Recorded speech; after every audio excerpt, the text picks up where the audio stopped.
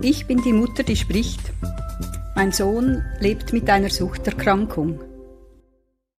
Als mein Sohn im Juli 2025 wegen seiner Suchterkrankung in die Klinik ging, wusste ich nicht, ob der Entzug bis zum geplanten Abschluss gehen würde. Nach dem Eintritt war ich erleichtert und gleichzeitig leer. An dieses Davor war ich gewöhnt, auf das Während nicht. Die ersten Wochen waren hart, vor allem für ihn, aber auch für mich nicht einfach. Mein Sohn war 5 Wochen in der Klinik. 6 Wochen wären das Maximum gewesen, das die Krankenkasse finanziert. Außer in Spezialfällen, zum Beispiel bei besonders schwierigen Wohnsituationen. So hat er es mir erklärt. Gerade der Beginn war harzig. In den ersten 2 Wochen lag der Fokus klar auf dem Entzug. Das Programm war reduziert. Ich war nie sicher, ob es planmäßig laufen würde. In diesen Wochen hat sich viel bewegt. Bei ihm und bei mir. Er hat enorme Fortschritte gemacht. Es geht ihm so viel besser. In solchen Phasen merke ich, wie stark mich die Wellenbewegung eines geliebten Menschen mitnimmt. Ich kenne niemanden, der dieses Auf und Ab nicht zumindest ein Stück weit mitgeht. Wir Angehörige gehen diese Bewegungen mit. Vielleicht nicht im gleichen Ausmaß, aber die Kadenz ist oft ähnlich. Mir kommt bei solchen Überlegungen der Begriff Co-Abhängigkeit in den Sinn. In der Selbsthilfegruppe brauchen wir ihn manchmal, um unsere Rollen und Grenzen zu reflektieren. Ich mag den Begriff nicht. Er ist nicht hilfreich. Er ist mir zu moralisch und stigmatisierend. Ich tue mich schwer damit. Nicht, weil es keine ungesunden Dynamiken gäbe, die gibt es, sondern weil ich meine Haltung anders beschreibe. Ich bewege mich auf einem Kontinuum. Manchmal bin ich an einem Ende und setze klar Grenzen. Manchmal bin ich in der Mitte am Suchen, etwas überfordert. Manchmal bewege ich mich aufs andere Ende zu und kreise um die Sucht. Und gerate dabei in die Versuchung zu kontrollieren. Der Vergleich mit dem Seiltanz aus Folge 5 passt gut dazu. Während der Klinikphase waren meine Gefühle widersprüchlich. Ich war erleichtert, fast ein wenig ungläubig und gleichzeitig durcheinander. Neue Gefühle tauchten auf. Unsicherheit, Hoffnung, Skepsis. Die ersten Wochen waren wie geschrieben schwierig. Er hat das geahnt und wohl deshalb auf den Eintritt hinausgezögert. Ich musste mich umstellen, vom Warten, das sich endlos anfühlte, zum Moment des Jetzt ist es soweit. Und sofort mischte sich die Frage rein, wie wird es? Wenn Menschen aus unserem Umfeld sich nach ihm erkundigten, wusste ich nicht recht, was ich sagen sollte. Einerseits war er eingetreten, was ein großer Schritt war, andererseits war alles fragil. Ich versuchte das gegen außen zu beschreiben. Innerlich bereitete ich mich darauf vor, dass der Aufenthalt vorzeitig enden könnte. Am Anfang war ich ja vor allem eines, froh, dankbar und erleichtert. Er war an einem sicheren Ort. Und trotzdem konnte ich mich nicht entspannen. Die Zeichen, die er mir sandte, zeigten nicht eindeutig in Richtung Bleiben. Er schlief schlecht bis sehr schlecht und holte diesen Schlaf jeweils am Morgen nach. Entzug ist harte Arbeit. Das habe ich bei diesem Aufenthalt sehr deutlich gespürt. Früher hat er weniger gelitten oder es weniger gezeigt. Gleichzeitig sagte ich mir immer wieder, Schritt für Schritt. Ihn unterstützen, wo es geht, mit ihm nochmals durchgehen, was er aus den früheren Entzügen lernen will.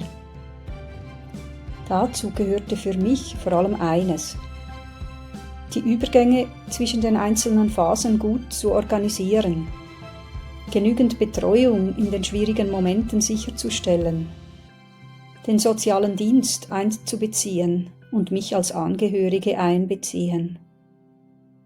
Das Ausgangsregime in der Klinik war recht großzügig.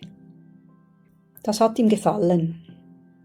Das erste Wochenende musste er noch dort bleiben. Danach durfte er jeweils für 21 Stunden nach Hause. Auch zweimal an einem Wochenende. Das hat er auch genutzt.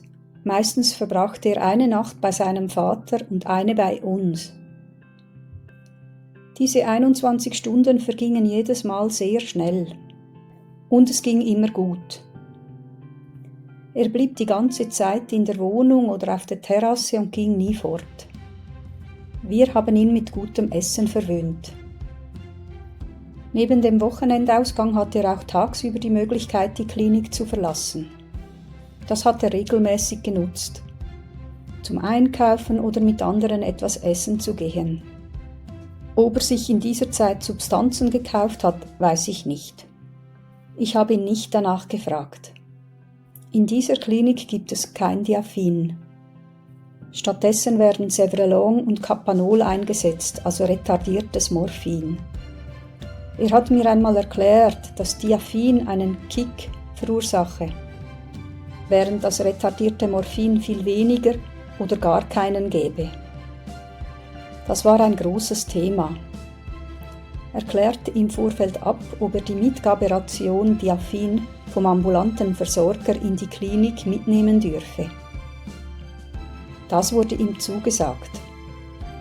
In einer anderen Klinik, auf deren Warteliste er ebenfalls stand, war das nicht möglich. Für ihn war deshalb klar, diese Klinik kam nicht in Frage. Und ganz nebenbei, so viele Kliniken gibt es ohnehin nicht. Auch beim Thema Benzodiazepine gab es an einem Ort ein Hindernis. Das von ihm gewünschte Medikament war dort nicht erhältlich. Auch das war für ihn ein No-Go. Manchmal saß ich bei diesen Telefongesprächen dabei und hätte fast in den Tisch gebissen. So nah dran, und dann tauchte wieder ein Hindernis auf, das er nicht bewältigen wollte. Oder vielleicht auch nicht konnte. Es ist oft schwer zu sagen, was genau es ist. Was ich aber weiß, er kann inzwischen recht klar benennen, was er sich zutraut und was nicht. Mit dieser Lösung der Mitnahme hatte er in den ersten Tagen noch Diaphin und musste nicht sofort auf das retardierte Morphin umsteigen. Die Umstellung von 100% intravenösen Konsum auf 100% orale Substitution hat bei ihm große Angst ausgelöst. Schon Wochen vor dem Klinikeintritt. Als das Diaphin nach einigen Tagen ausging, war er weiterhin angespannt. Doch letztlich ging die Umstellung besser, als er es befürchtet hatte. Nach den ersten 2 Wochen wurden es etwas mehr Therapiestunden. Aber selbst wenig Programm war für ihn oft zu viel. Er geriet in Stress. Es war ein Kampf. Suchtmittel abbauen, wenig Schlaf, ein neues soziales Umfeld, neue Bezugspersonen, viel mehr Struktur als zuvor und die Ersatzmedikamente, mit denen er zuerst umgehen lernen musste. Schlafen war immer ein Riesenthema. Er konnte einfach nicht gut einschlafen oder durchschlafen. Früher hat er sich mit Dormicum beholfen, das gab es in der Klinik nicht. Sein Schlafrhythmus war total durcheinander. Es war Sommer, heiß und sein Nachbar war ebenfalls unruhig, vor allem der zweite. Im Entzug ist kaum jemand fit und sie leben gemeinsam in einem Zimmer. Zum Glück war es nicht klein und die 2 Abteile waren recht geschickt aufgeteilt. Aber das Zusammenleben führt natürlich zu Konflikten. Einen habe ich direkt mitbekommen. 2 Frauen unterhalten sich, wobei die eine ausführlich von ihrem Konflikt mit der Nachbarin erzählt. Ich höre den beiden zu und denke mir, dass es wohl immer wieder zu solchen Konflikten kommt. Frisch angekommen versus länger da, schlecht geschlafen, auf Entzug, gestresst. Da entstehen schnell viele Spannungen. Die Zimmer sind zwar geräumig und clever aufgeteilt, aber die Nähe ist dennoch groß und manchmal ungewohnt. Und die Zuteilung erfolgt zufällig. Was ich ihm regelmäßig in die Klinik bringen musste, zeigt ein Beispiel seiner Bestellung per WhatsApp. Ziggis wären gut und ein XXL Tiramisu, beides von Denner. Nivea 3 in 1 Shampoo, zu trinken ein Rivella und 4x1 Liter Migros-Eistee, frische Nektarinen, ein großer Aprikosenjoghurtbecher und noch 2-mal Blueberry Muffins. Sollte es alles in der Migros haben, außer die Ziggis und das Tiramisu, die gibt's nur im Denner. Danke dir! Es war meistens spannend, wenn ich auf Besuch war. Sucht hat viele Gesichter. Es hatte sehr junge, recht alte Menschen, sehr gepflegte und weniger gepflegte. Extravertierte und Introvertierte, laute und leise, gut gelaunte und gestresste, geduldige und ungeduldige. Ich musste oft auf ihn warten. Das gab mir Gelegenheit, die Menschen zu beobachten. Warten ist übrigens ein eigenes Thema für sich. Ein Beispiel aus dem Klinikalltag. 2 Männer essen zusammen. Beide sind Patienten. Der eine kommt direkt aus einer fürsorgerischen Unterbringung, FU. Er sagt laut, im FU wird dir jede Freiheit genommen. Der Kollege, ja schon, jetzt geht's aber wieder aufwärts. Der erste antwortet, ja, schon, gell. Später, als sie ihr Geschirr wegräumen, der Kollege, du musst das so und so versorgen, Besteck hierhin, Namensschild dahin. Der andere schaut kurz zu, befolgt die Regel nicht, sagt nur, egal, und läuft davon. Der eine ist frustriert nach der fürsorgerischen Unterbringung, will es aber nicht gleich wieder vermasseln. Der andere ist schon länger da, motiviert und positiv. Eine Frau fällt mir auf. Sie wirkt verbraucht, vielleicht 60 Jahre alt. Sie sucht ein Haarschneidegerät. Der strähnige Kurzhaarschnitt soll geschnitten werden. Sie sagt, als sie in meine Nähe kommt, ich sehe einfach zu brav aus. Ich will einen Iro. Es war mehr ein Selbstgespräch, ich äußere mich nicht. Sie läuft weiter, fragt alle, ob sie ein Haarschneidegerät haben. Als ich meinem Sohn davon erzähle, meint er, im Entzug will man eigentlich eher braver aussehen als draußen.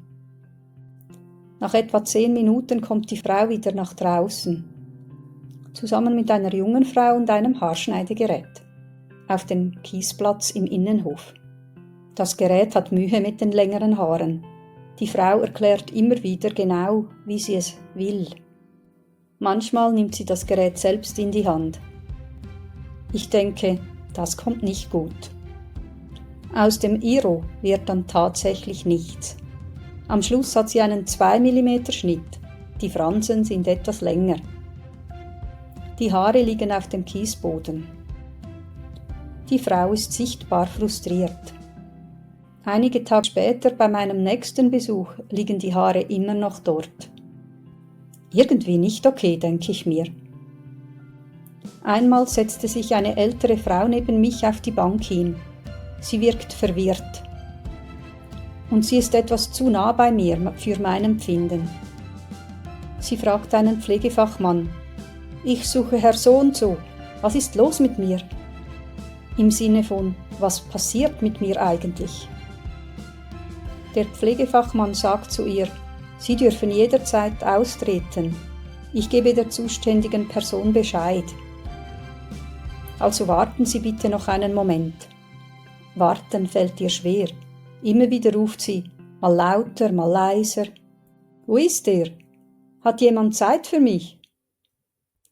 Menschen laufen an ihr vorbei.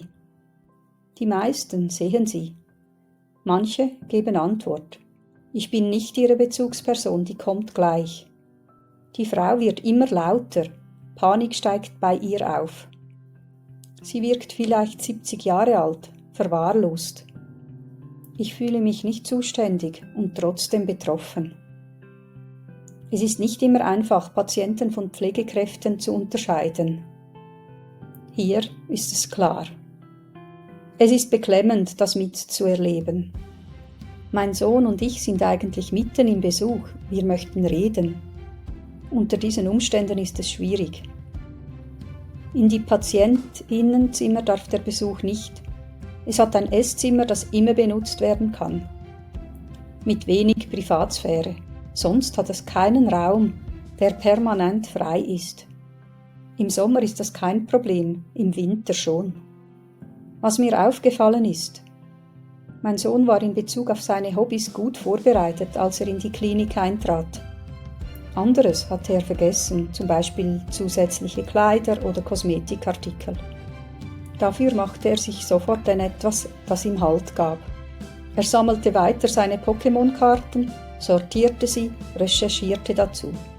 Später arbeitete er an einer Idee für Investmentlektionen für Anfänger. Das beschäftigte ihn oft gut. Die Tage in der Klinik sind lang. Der Entzug macht es nicht einfacher. Umso wichtiger war diese Beschäftigung. Das hat er sehr gut hingekriegt. Bei den Besuchen war er meistens recht klar. Das tat gut zu sehen. Nicht immer war ich willkommen. Manchmal war das schmerzhaft. Gleichzeitig war es auch eine Entlastung. Ich konnte die gewonnene Zeit anders nutzen. Seinen Stress habe ich jeweils deutlich gespürt. Seine Erreichbarkeit war besser als vorher, aber nicht immer gut. Das lag auch am schlechten Empfang in der Klinik. Einmal kam es dadurch zu einem Missverständnis. Ich dachte, er würde mich blockieren. Dabei konnte schlicht keine Verbindung aufgebaut werden. Es hat nicht einmal geklingelt. Ich war besorgt. Später konnten wir das klären. Er schrieb mir auf WhatsApp auf meine Frage, wieso er mich blockiere: Anrufen geht schon. Manchmal ist einfach alles zu viel Stress auf einmal.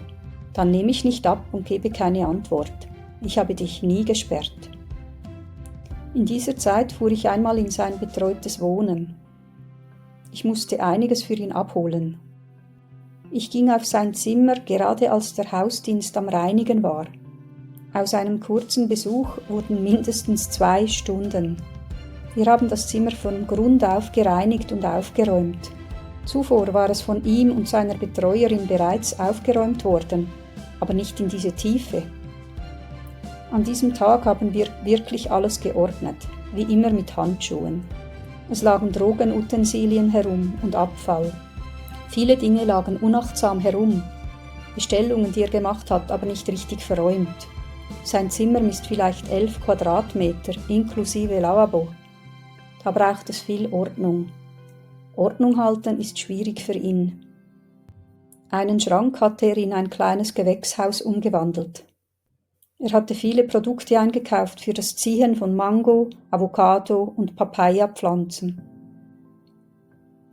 Ein typisches Projekt für ihn. Wenn er eine packende Idee hat, dann taucht er voll rein und steckt sehr viel Energie und Zeit hinein. Geld braucht er dann auch mehr als sonst. Die Pflanzen gediehen gut bis sehr gut. Er freute sich riesig, mir bald etwas Selbstgezogenes schenken zu können. Irgendwann konnte er sich nicht mehr regelmäßig darum kümmern. Er schlief vermehrt bei einem Kollegen.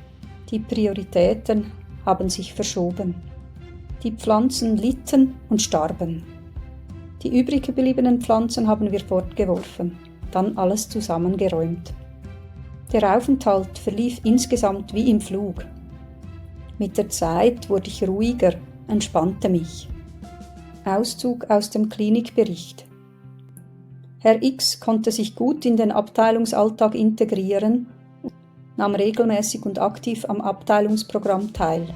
Im Kontakt präsentierte sich stets freundlich und zuvorkommend. Konkrete Fortschritte während des Aufenthalts. Reduktion der Opiate um fast die Hälfte. Stopp des intravenösen Konsums. Wechsel auf oralen Konsum. Reduktion der Benzodiazepine. Mein Sohn verließ die Klinik mit einem positiven Gefühl. Er war soweit mit der Pflege und den Ärzten zufrieden und wollte den zweiten Aufenthalt wieder in derselben Klinik machen. Die Fortschritte waren real. Und auch in mir hatte sich leise etwas verschoben. Das war's für heute. Danke fürs Zuhören. Ich gehe jetzt spazieren.